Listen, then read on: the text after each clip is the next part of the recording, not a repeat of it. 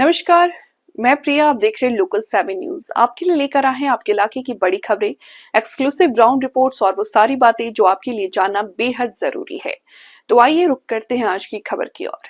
शिमला में आने वाली बर्फबारी को देखते हुए जिला प्रशासन अलर्ट मोड पर आ गया है। डीसी शिमला अनुपम कश्यप ने आज अधिकारी के साथ महत्वपूर्ण बैठक की, जिसमें बर्फबारी के दौरान यातायात सुरक्षा और जरूरी सेवाओं को सुचारू रखने को लेकर के रणनीति तय की गई है। सोमवार को डीसी शिमला अनुपम कश्यप की अध्यक्षता में हुई इस बैठक में पुलिस सहित सभी संबंधित विभागों ने हिस्सा लिया। उपायुक्त शिमला अनुपम कश्यप ने बताया कि शहर को 5 अलग अलग सेक्टरों में बांटा गया है ताकि भारी बर्फबारी होने पर रास्तों को जल्दी खोला जा सके और ट्रैफिक बाधित न हो। पर्यटन विभाग को समय समय पर एडवाइजरी जारी करने के निर्देश दिए गए हैं। होटल एसोसिएशन के साथ ही बैठक की जाएगी ताकि पर्यटक सुरक्षित रहें और जानकारी अपडेट मिलती रहे। पूरे जिले के अधिकारियों के साथ की गई इस बैठक में बर्फ हटाने की मशीन, स्टाफ और वैकल्पिक व्यवस्थाओं की समीक्षा की गई। प्रशासन ने 24x7 control room task force में तैयार कर ली है ताकि किसी भी तरह की परेशानी पर तुरंत मदद उपलब्ध हो सके। दूर दराज इलाकों में खाद्य सामग्री या जरूरी सामान पहुंचाने की व्यवस्था भी कर ली गई है ताकि बर्फबारी होने पर कमी की स्थिति न बने।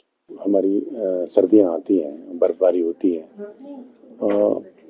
उसमें कई प्रकार की चुनौतियां आती हैं, तो आम जनता को किसी भी प्रकार की दिक्कत का सामना ना करना पड़ा है। इसी के मद्देनज़र जो है आज पूरे ज़िला के सभी अधिकारियों की जो शिमला में यहाँ बेस्ड है उनकी यहाँ फिजिकल फॉर्म में और जो बाकी फील्ड में है हमारे सभी एसडीएम्स, बीडीओज और एक्सीएंस, डीएफओज वो हमारे साथ ऑनलाइन इस बैठक में जुड़े। इस बैठक में किस प्रकार से सही जो यातायात का प्रबंधन है, लोगों के आवागमन में कोई दिक्कत ना आए, पर्यटकों का यहाँ आना रहता है, किसी प्रकार की दिक्कत का सामना उनको ना करना पड़े, और यदि बर्फ़ पड़ती है तो किस प्रकार से बर्फ़ को जल्दी हटाया जा सके, पाला पड़ता है तो उसको कैसे हटाया जा सके, लोगों को किस प्रकार से एडवाइजरी जारी की जाए, कौन से एक एप्लीकेशन फॉर्मेट का इस्तेमाल किया जाए जिससे जनता को एक ही प्लेटफॉर्म पर सारी जानकारी मिल सके। उस संबंध में इसमें एक टास्क फोर्स बनाई गई है, कंट्रोल रूम है, 24x7 फंक्शनिंग करेगा और क्योंकि कैपिटल है राज्य का, हमारी राजधानी है शिमला, तो यहाँ पर किसी किस्म की प्रॉब्लम ना हो तो इसलिए जो है इसको भी जो है वो 5 सेक्टर्स में डिवाइड किया गया है, जिसमें सीनियर ऑफिसर्स जो हैं उसको लीड करेंगे और बाकी सभी डिपार्टमेंट्स के अधिकारी और कर्मचारी उसका भाग होंगे ताकि क्विकली जो है वो उनकी प्रॉब्लम को रिजॉल्व किया जा सके। सबसे बड़े हॉस्पिटल्स की बात करें तो वो शिमला में है, जैसे केएनएच है, आईजीएमसी है, अटल सुपर स्पेशलिटी शिमला में है, वो कनेक्टेड रहें। देखिए ये तो हमारा सबसे फोरमोस्ट रिस्पॉन्सिबिलिटी है। जो अस्पताल हैं उसकी सड़कें जो हैं वो अविलंब खुली रहे, हमेशा खुली रहे, वहाँ पर बिजली जो है बाधित ना हो और पीने के पानी की जो है किसी प्रकार की दिक्कत ना हो। इसके लिए व्यापक जो है चर्चा वो जो है सभी अधिकारियों के साथ की गई और सभी अधिकारियों ने इस पर अपनी तैयारियां प्रारंभ कर दी गई हैं। जो पॉइंट्स ऐसा लगता है कि सेंसिटिव पॉइंट्स हैं जिसमें सर्दियों में दिक्कत आ सकती है, कहीं पे स्पार्किंग होती है, कहीं पे ट्रांसफार्मर में फ्लक्चुएशन का मसला रहता है, तो उसके लिए भी प्राइमरी लेवल पर अपनी अपनी बैठकें उन्होंने करनी प्रारंभ कर दी है ताकि किसी किस्म से दिक्कत ना आए।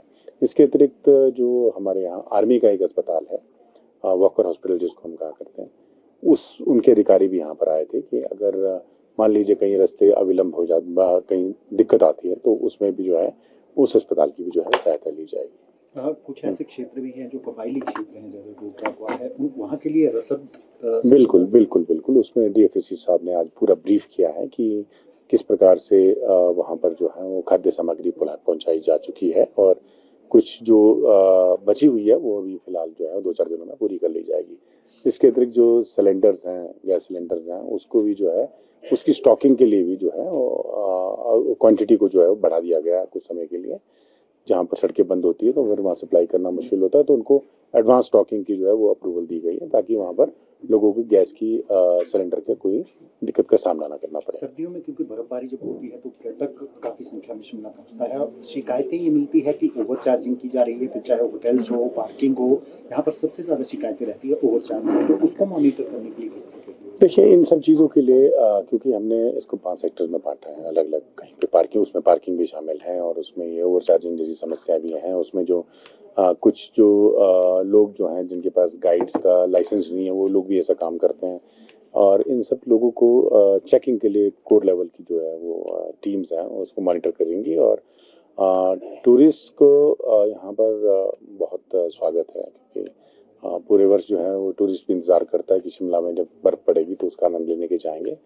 तो अतिथि देवो भव की परंपरा के तहत ट्रांसपोर्ट डिपार्टमेंट और पुलिस डिपार्टमेंट के माध्यम से एक संयुक्त प्रयास के माध्यम से हमारे जितने भी पर्यटक शिमला में जब एंटर करेंगे तो उनको एक एडवाइजरी बुकलेट जो है वो हमारा जो पुलिस का बैरियर है शोगी में वहाँ पर उपलब्ध कराया जाएगा।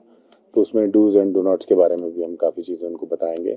और आपने अक्सर देखा है कि शिमला में थोड़ा होटल एसोसिएशन के साथ एक सेपरेट बैठक करने का भी निर्णय किया है टूरिज्म डिपार्टमेंट के साथ, जिसमें होटल में भी एक काउंसलिंग लेवल सबसे रिक्वेस्ट रहेगी कि वो अपने कुछ काउंसलिंग सेंटर्स बनाएं, ताकि जो पर्यटक वहाँ आते हैं उनको थोड़ा सा जो मूवमेंट करते हैं होटल से बाहर उसकी डिटेल में जानकारी दें कि उनको किस वक्त निकलना चाहिए, क्योंकि एक पर्टिकुलर टाइम होता है उसमें ही सभी लोग निकल जाते हैं बाहर, तो बाहर बॉटल नेक हो जाता है टूरिस्ट का। तो इसलिए एक प्रयास करने की कोशिश कर रहे हैं कि वो उसको थोड़ा शेड्यूल को बांटा जाए ताकि वो उस तरह का रश जो है मेन रोड पे भी ना रहे। तो ये थी आज की अहम खबर, वो हर अहम जानकारी जिसे जानना आपके लिए जरूरी था। अगर आपके पास है कोई खबर, मुद्दा या सुझाव तो आप हमें जरूर बताएं। हमें फॉलो करें सोशल मीडिया पर और देखते रहिए लोकल 7 न्यूज, क्योंकि खबर वही जो आपके करीब हो। मैं प्रिया आपसे लेती हुई इजाजत, नमस्कार।